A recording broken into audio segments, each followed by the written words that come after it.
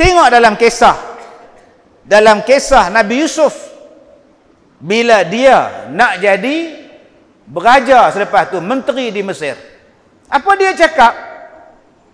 7 tahun kamu akan berhadapan dengan musim pertanian yang bagus. Cantikkan pertanian, simpan elok-elok selama 7 tahun. Kalau kamu nak makan pun sikit-sikit sudah, yang lain kamu simpan. Buat persiapan untuk 7 tahun yang akan datang. Cara nak simpan dia ialah gandum tadi simpan dengan tangkai sekali. Tuan-tuan, ni kisah apa ni Ustaz? Kisah Nabi Yusuf lah. Tahulah kisah apa? Kisah pertanian. Kisah pertanian disebutkan oleh Allah di dalam surah Yusuf, bagaimana pertanian begitu hebat. Yang kedua, apa yang Allah nak cerita tentang proses ekonomi. Bahawa ekonomi itu tidaklah akan berada pada satu tahap yang statik. Maknanya kalau berkembang je. Kalau dia jatuh saja. Ekonomi sekejap dia elok, sekejap dia turun. Sekejap dia elok, sekejap dia turun. Di sini digambarkan bahawa ekonomi kamu, cuaca kamu, faktor yang menjatuhkan ekonomi kamu, dia bergerak dalam rangka 7 tahun. 7 tahun ekonomi cantik. Tapi ingat, mungkin selepas ni ekonomi kamu tidak cantik. Tuan-tuan yang saya hormati, orang menganggap bahawa ini bukannya ada apa-apa, semata-mata kisah. Tapi kalau orang mengkaji Al-Quran, subhanallah, tabarakallah, kita menolak pertanian. Kita tak suka pertanian. Universiti pertanian pun tukar nama. Punya tak maunya pertanian. Dulu ada agak universiti pertanian. Lah tak ada.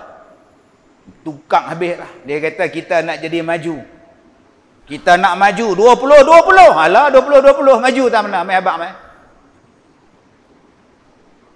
Kita nak jadi negara industri. Lah di mana industri? Tuan-tuan nak makan apa? Abang kat saya nak makan apa lah sekarang ni? Kalau ada beras tu boleh makan lagi. Kalau ada pokok boleh makan lagi buah dia. Kalau ada kebun boleh makan lagi. Kalau ada dusun boleh makan lagi. Kalau ada kebun pisang boleh makan lagi. Kalau ada kebun jagung boleh makan lagi. Tapi orang tak nak ikut Quran. Kita nak jadi maju. 20-20. Balon 20-20 tuan-tuan. Tanah bendang tukar jadi kelang. Tukar habis status syarat tanah semua. Lah tuan-tuan nak makan apa? Ada je makanan berlambak Ustaz. Memang berlambak pasal stok masih ada. Lah kita ada PKP, lepas ni kita tak tahu apa fikir apa pula, fikir sendiri lah tuan-tuan. Bila PKP, kita tak boleh buat kerja. Orang tak boleh turun bendang, orang tak boleh turun kebun. Maknanya proses nak menghasilkan makanan dah tak ada. Apa susah Ustaz? Kita beli pada Thailand. Depa ingat, tuan-tuan ingat depa nak jual kat kita ke? Depa pun Covid. Kita boleh beli kat Myanmar Ustaz. Depa pun Covid. Kita boleh import daripada China Ustaz. Lagi depa tak jual. Rakyat depa 1 bilion. Tuan-tuan nampak tak Quran sebut jangan lupa pertanian.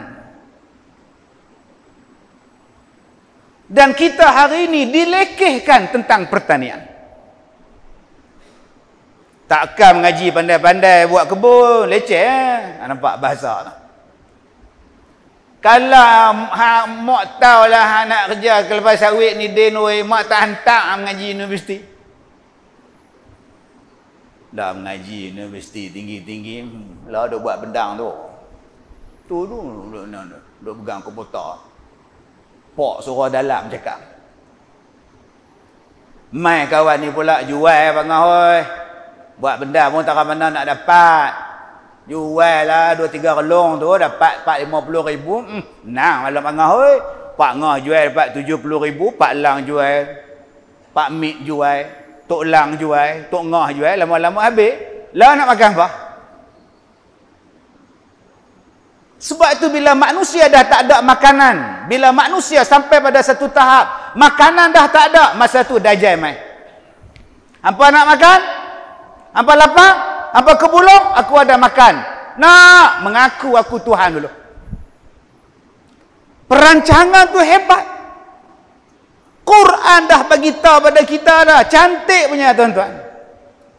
Tapi sayang, kita melihat bahawa pertanian itu adalah lemah. Tak boleh maju. Dia lupa Australia, negara pertanian. Elok aja. Dengan penternakan dia, dengan pertanian dia. Belanda, elok aja bertani dia. Thailand, negara pertanian, elok aja. Tak jadi miskin papa kedana pun Thailand tu. Berapa banyak negara yang menjadikan pertanian elok aja tuan-tuan. Tapi bermula tahun 80-an kita tukar daripada pertanian ni mai kepada industri.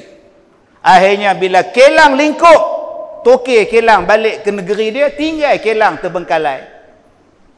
Dengan sisa toksik di situ, dengan segala bahan kimia ada di situ, melempak di sungai. Kita pula tuan-tuan, duk minum air tercemar, tak boleh minum. Duk tunggu air hujan sekarang ni. Sungai jadi kotong, apa jadi kotong, ikan segala mampuih belakang. Tapi orang tak nampak ini Quran cakap. Bukan saya menentang industri, saya tak menentang industri. Tetapi jangan diabaikan terus pertanian. Jangan ditukar status dan tajuk tanah, ditukar semua pada industri. Maka mulalah pada masa itu kita bercakap tentang pencemaran. Mulalah kita bercakap tentang toksik. Mulalah kita bercakap tentang sakit. Mulalah macam-macam penyakit sampai kerana bahan kimia yang datang banyak. Tuan-tuan yang saya hormati, Allah Ta'ala sebut pada kita dalam kisah Nabi Yusuf. 7 tahun. 7 tahun kata Allah. Cari jalan, tanam elok-elok. Buat persiapan. Dan simpan makanan kamu elok-elok. Pada masa itulah tuan-tuan, raja kata, siapa di kalangan kamu ni hak boleh jaga benda ni? Yang nak uruskan pertanian. Tuan-tuan boleh bayang tak macam mana jenis bertani yang boleh simpan untuk 7 tahun? Macam mana mereka punya sistem makanan yang mereka simpan 7 tahun boleh tahan, rakyat tak kebulur. Dan tuan-tuan baca dalam sejarah, dalam kisah tu, anak Nabi Yaqub datang daripada negeri lain, pergi ke Mesir sebab nak ambil gandum.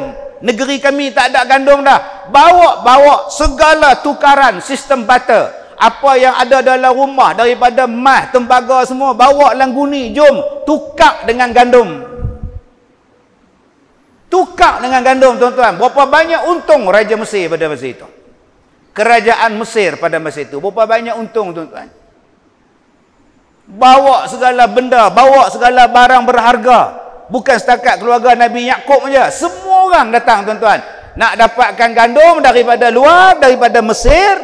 Tolong bawa makanan. Tolong bawa tukaran. Tolong bawa benda yang berharga. Emas buat mari, perak buat mari, kita tukar. Allah tuan-tuan, nak dapat gandum untuk dimakan. Kalau kita bandingkan zaman sekarang, kalau kita banding zaman sekarang lah, hang nak dapat gandum, hang nak dapat makanan, boleh. Hang nak tukar dengan apa? Agak-agak kalau tuan-tuan tukar dengan handphone, pegawai tu ambil tak ada apa. Handphone 3 sekupang. Agak-agak orang ambil tak? Agak-agak ni saya tak ada apa, saya bagi baju. Baju ni waktu senang tu beli kat Aeon sebelah tu 700 selai. Agak-agak tuan tu ambil tak? Agak-agak dia ambil tak tuan-tuan?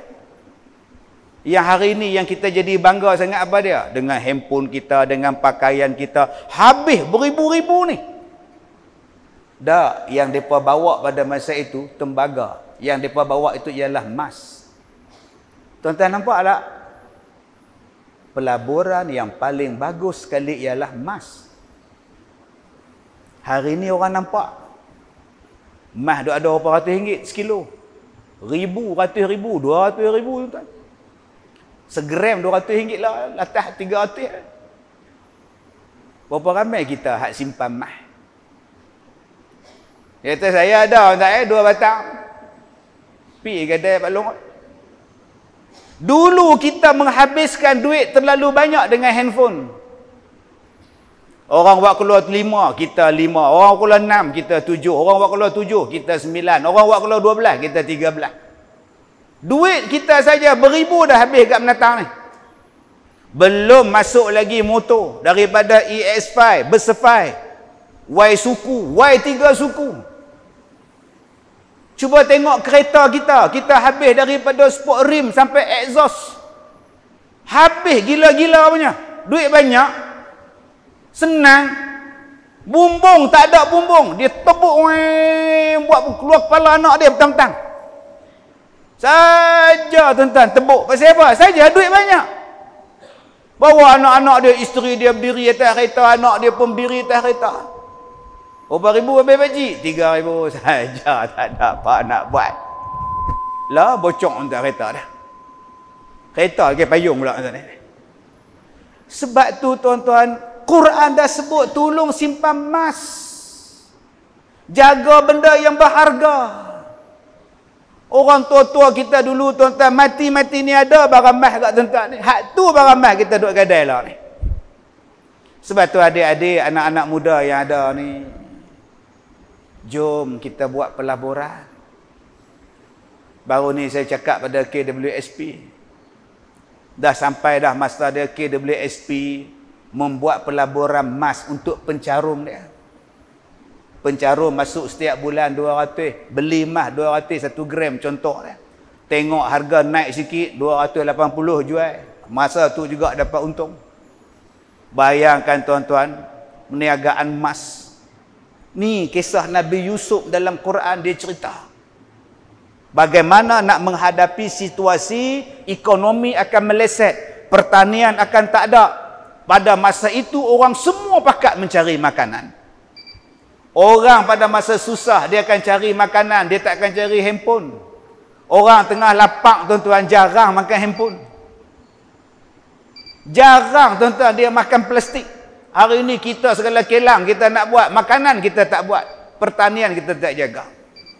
Sedangkan baik siapa pun tuan-tuan dia akan cari makanan. Dan kata Allah, selepas 7 tahun waktu susah, kata Allah, akan datang waktu senang pada kamu, hujan mencurah-curah pada kamu, sampai kamu boleh petik buah-buah anggur. Subhanallah tuan-tuan. Kalau kita faham Al-Quran bukan daripada sudut hanya membaca saja. Al-Quran menerangkan kepada kita apa yang patut dibuat dan apa yang kena buat persiapan untuk di dalam dunia. Apatah lagi persiapan kita nak menghadapi kematian. Bersiapan untuk berhadapan dengan akhirat itu tuan-tuan.